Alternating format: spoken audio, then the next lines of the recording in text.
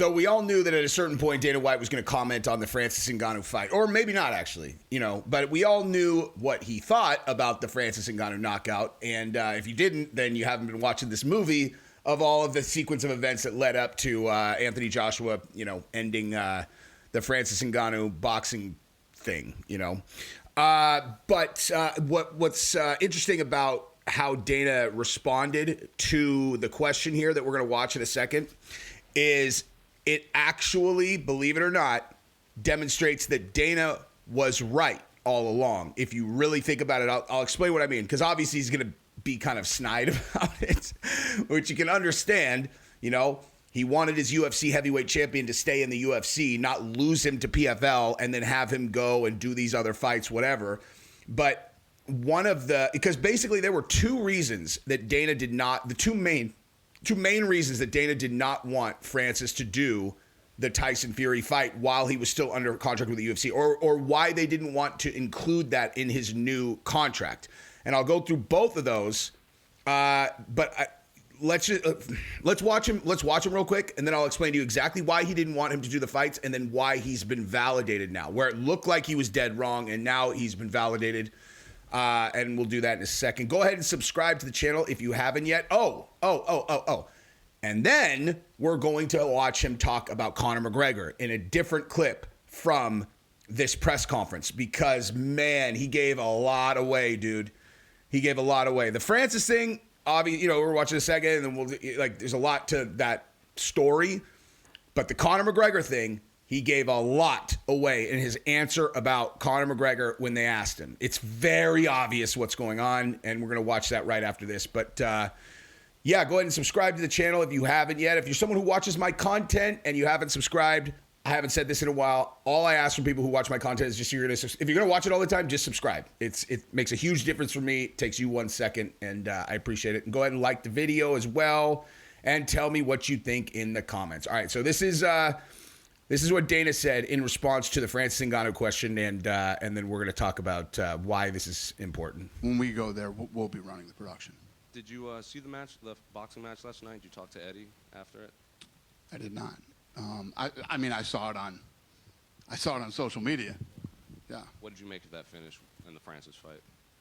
What do you mean? What did I make? Yeah, what did I make of it? When you saw it, it was people are saying it's one of the more violent knockouts in boxing history. Yeah, I mean, going into the Fury fight, if Fury trained for the fight and didn't show up and, look like he ate Tyson Fury, that's probably the way that fight would have ended too. I mean, listen, the crossover, you know how I feel about crossovers into boxing, and that's how they end, just like that. Dana, right here to your left. Ioane on Jacek. Okay, so first of all, I feel like he was smirking a lot throughout that answer, and also, and you got to understand, these guys took this personal, dude. Like losing Francis was not a small deal to them at all. Now, I'll come back to that, but I want to talk about the two reasons that Dana did not want to do that fight to begin with, and then why this completely reframes the situation now. Number one reason was they do not want to set a precedent where if you become champion and you have a good leverage position in terms of your contract, that you can demand, I want to go box one of these guys and make way more money than I make in the UFC. Like they can't establish that precedent unless it's Conor McGregor, because it sets a bad precedent. Then all the fighters are going to be demanding that, and they're all going to be playing hardball. I'm not fighting if I don't blah, blah, blah, blah. You know what I mean? Like, they can't do it. They always have to be thinking about that. Is this person a big enough star, a big enough draw that we can justify doing this thing with them, and justify it to other fighters of why we're not going to allow them to also do it? You know what I mean? So that is reason number one. Reason number two, of equal importance, potentially even more important, and this is the one that really matters, is Dana knew that the likelihood of Francis having any other outcome in a fight against Tyson Fury than exactly what happened in the Anthony Joshua fight was next to zero, right? Like, next to zero. Now, obviously, the way the Tyson Fury fight went is a miracle, honestly. Like now, especially now, and I'm going to come back to that thought too, because has to do with my larger viewpoint of this story now. But what does it do to the UFC's brand if you let the king of the world, the heavyweight champion of the world, you let them go fight in a combat sport and they get humiliated and starched? What does that do to the UFC's brand? It's terrible horrendous. Because like I always say, combat sports fans, just regular fans, they can't differentiate skills, who the opponent is, whatever. It's just like, that guy knocked that guy out. He's the best in the world. I mean, there really is an argument for, if you really want to build a guy up in UFC, like if you really wanted to kind of take a different approach to the business, you just start lining up just these like cans, guys that you have guys in the organization that you know suck balls. And you have them there so that you can feed them to your real guys who then just starch them, right? People go, oh, that guy's the best in the world. People just are so bad at realizing that knocking that guy out doesn't mean shit as it relates to, are they the best in the world? You know, so it's the exact same thing. You're like, dude, it's boxing. Francis is a grappling, kicking, kneeing, elbowing murder machine. You took away all of his weapons and left only one, and you put him in there with a specialist who only knows how to do that one thing that he's like. Of course he's going to get knocked out, you know? So it makes perfect sense why he didn't want to do it. And again, what should have happened in the Tyson Fury fight is exactly what happened in the Anthony Joshua fight, right? Now, we could speculate on why the Francis and Tyson Fury fight went the way that it did. I am going to throw this into the hat for reasoning, okay? Some things are like divine, like divine intervention or whatever. And when Francis lost to Anthony Joshua, in my mind, I'm like, wow, like it's unbelievable that the conclusion of this story is not Francis Ngannou winning a heavyweight title, given the backstory and what motivated him to get up, and try and, go over there because he wanted to be the boxing heavyweight title. That's why it was so important to him to take a run at boxing. How could he not have gotten there? The reality, the way that I look at it now, is like he was always thinking about Tyson Fury in that dream or whatever, but the universe working the way that I do believe that it works, if you visualize something enough and like you do all the work, was whatever the miracle was where he fought Tyson Fury and had the result that he did, that was your miracle. From there, like that's the end of your journey in boxing. Like you did it, man. You got on the biggest stage in the world. You got to fight Tyson Fury. You fought him to a draw or potentially even beat him. The end. Now reality sets in, okay? Like, because if you want Francis to be the actual world champion, now you got to start derailing other people. You know what I mean? It's like there's no, like that outcome. It's like the universe threw Francis a bone on that, dude. Like he's done so much work. His entire focus has been on this end.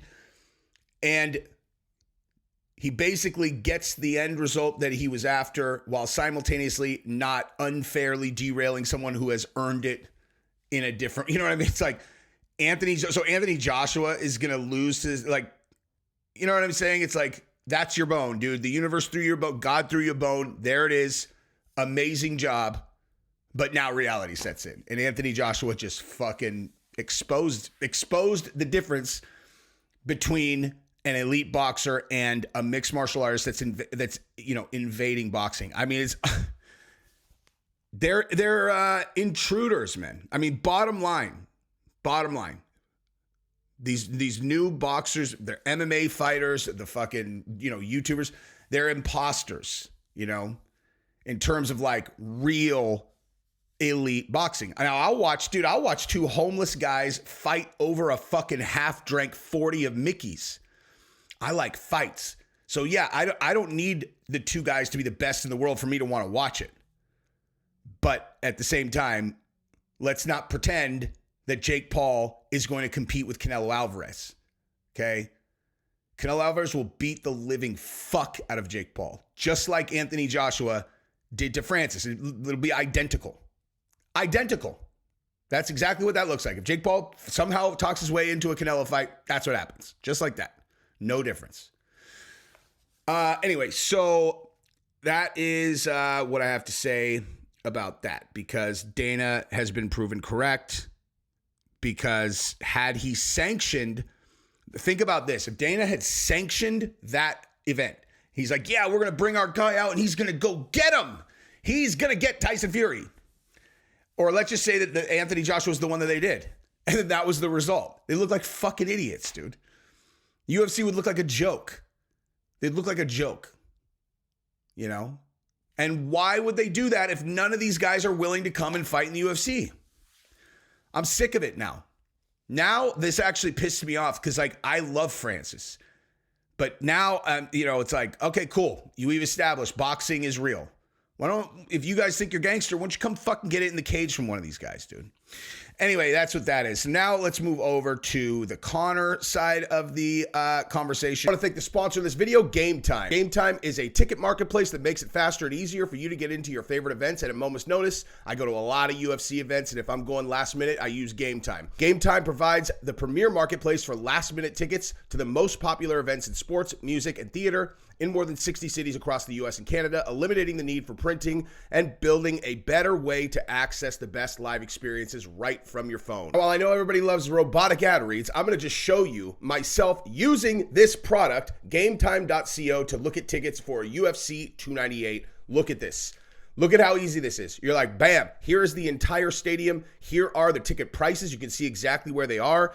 Why would you pay $761 to sit right here when you can pay $743 and be in the third row? And bam, it gives you a look at exactly what your view is going to be. You're going to be down here in the third row over there. Now, why I really like Game Time is you have great prices. I compare. They always have the lowest. You get to see the view from your seats, which is awesome. And you can buy with 2 clicks. Now, when I steer you guys wrong on tickets, go ahead and download the Game Time app, create an account, and then use the code JesseOnFire with your first purchase to save $20, and you will be a happy camper. Because this is very, very interesting, and we're going to discuss it. So this guy, I can't remember if the guy's asked yet, but what this guy's going to ask is about whether Conor, because Conor is saying that he wants to fight in June, right? He wants to fight at the Sphere in June or whatever.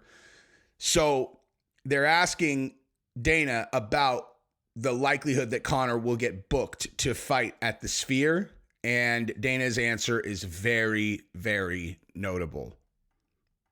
Last one from me. Conor McGregor says he still wants to fight in June, and he also mentioned he wanted to fight Nate Diaz in the Sphere on Mexican Independence Day. Do either of those two interest you? I'm looking for Mexicans at the Sphere on Mexican Independence Day. Nate? Huh? Nate Diaz. Oh, okay. Yeah, no, I'm not doing that fight. Yeah, right here. Yeah. I know you gave them. Yeah. So, in case you can't tell the difference between Dana's energy when he talks about Conor before and now, every single time, 100% of the time, when they ask about Conor, Dana is completely dismissive, dude. You know, like, we all know that Chandler is like, I want the Conor fight. And we all know Conor is like, I want to fight on this day or this day or this day. And somehow, when you ask the promoter about the biggest, most valuable draw in the entire world, he's like, nah. Yeah, no, I'm not doing that fight. Nope. It's not going to happen. And listen, I think, well, it's possible he's also aiming that at Nate Diaz too, because Nate Diaz left and went and fought Jake Paul. But nonetheless, when it comes to Conor, believe me, I know I'm right about this next part, which is they are doing the thing that Dana outlined when he talked about John Jones to Lorenzo, right? In that story that came out of the civil trial, which, man, I shouldn't even get into that in this video. But it came out of the civil trial where he said John Jones needs to know that we don't need him. Because if he knows we need him, he's going to do this to us every single time. So that is, if you don't understand how negotiations work, the way it works is like each side has to devalue the other side to get better leverage in order to get a better deal. Okay, that is what every single negotiation in human history is. It's like, okay, so how bad do you need us? Well, you need us more than we need you. No, you need us more than we need you. Okay, look, man, we'll just walk away from this thing. As soon as one side knows that the other side has no ability to walk away, can't walk away, they are going to fuck them. Okay? Or maybe not fuck them, but they're going to charge them an enormous amount of money. Or on the opposite, they're going to pay, they're going to like pay them nothing, because, well, like, we know you need us. So like, we'll do listen, we're going to hire you for this, right? If it's a car that you're buying, if you're really willing to walk away for real, unless you get a certain price, it's marked at 37,000. You're like, look, man, I got 30 grand, 30 grand. We can't do that. All right.